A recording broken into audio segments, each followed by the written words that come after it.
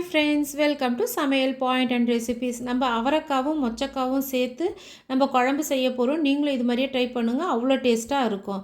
கடாயில் எண்ணெய் ஊற்றிடுங்க, 2 பட்டை 2 லவங்கம் சேர்த்துடுங்க. பொரிட்டோன்னு 2 பச்சை மிளகாவை சேர்த்துடலாம். சேர்த்துட்டு வெங்காயம் ஒரு கைப்பிடி அளவுக்கு பொடியாக அரிஞ்சு சேர்த்து வதக்கிடுங்க. நல்லா கோல்டன் ப்ரௌனாக வரணும், அப்போ தான் குழம்பு ருசியாக இருக்கும். ஒரு டீஸ்பூன் இஞ்சி பூண்டு பேஸ்ட்டை சேர்த்து நல்லா வதக்கிடலாம். இப்போ எல்லாம் நல்லா பச்சை ஸ்மெல் போயிடுச்சு, நல்லா வதங்கி வந்துடுச்சு. இதில் 2 தக்காளியை பொடியாக அரிஞ்சு சேர்த்து வதக்கிடுங்க.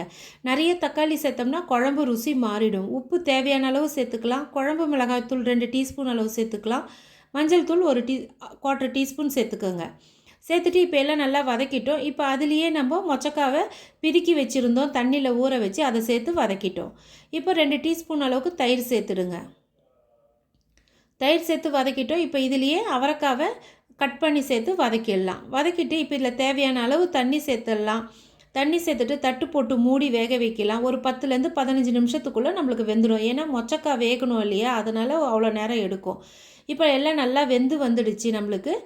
இப்போ இதில் நம்ம தேங்காய் பால் அரைச்சி ஊற்றி நம்ம கொதிக்க வச்சு நிறுத்திடலாம். நீங்களும் இது மாதிரியே ட்ரை பண்ணி பாருங்கள், அவ்வளோ டேஸ்ட்டாக நல்லாயிருக்கும் குழம்பு. ட்ரை பண்ணிவிட்டு எனக்கு கமெண்ட்டில் சொல்லுங்கள் எப்படி வந்ததுன்னு. இப்போ இந்த குழம்பை தட்டு போட்டு மூடி வைக்கலாம். தட்டு போட்டு மூடி வச்சுட்டு ஒரு 5 நிமிஷம் கொதி வரட்டும். கொதி வந்தால் நம்மளுக்கு குழம்பு ரெடி ஆகிடும். இப்போ பாருங்கள், நல்லா கொதி வந்துடுச்சு, குழம்பு நம்மளுக்கு ரெடி ஆகிடுச்சு. கொத்தமல்லியை தூவி நிறுத்திடலாம். நீங்கள் ட்ரை பண்ணிவிட்டு எனக்கு கமெண்ட்டில் சொல்லுங்கள். இன்னொரு வீடியோவில் உங்களை சந்திக்கும் வரை உங்களிடமிருந்து விடைபெறுவது சங்கீதா.